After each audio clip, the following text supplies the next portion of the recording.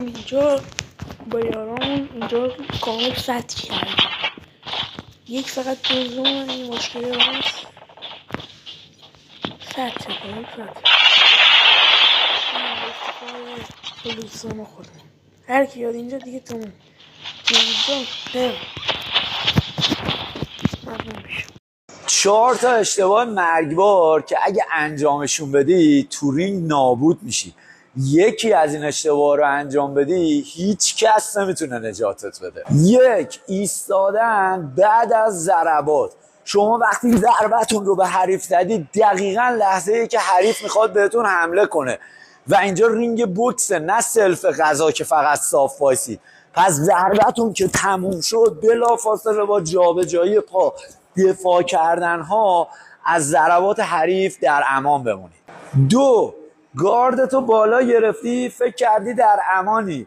نه داداش، اگه سرشونهاتو شل گرفتی، اگه آرنجاتو رو به بیرون گرفتی، اگه دستات فکتو پوشش نمیده و مدام سر و بدن تکون نمیخوره، این دستا فقط یه نقاشیه، نه دفاع واقعی.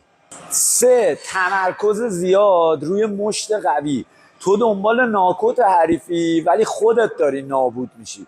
کسی که دنبال مشت سنگینه بدنش زود خالی میکنه و ضرباتش خیلی قابل دیده شدنه. مشت قوی پاداش صبر و برنامه است. پس اول با حریفت بازی کن، حرکت کن و در لحظه‌ای که میتونی مشت سنگین بزنی به حریفت مشت سنگین بزن. 4. نگاه کردن به صورت و چشم حریف.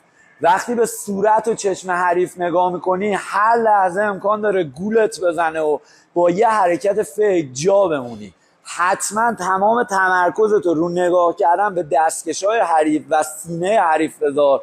اینجوری نه فریب میخوری نه جا میمونی.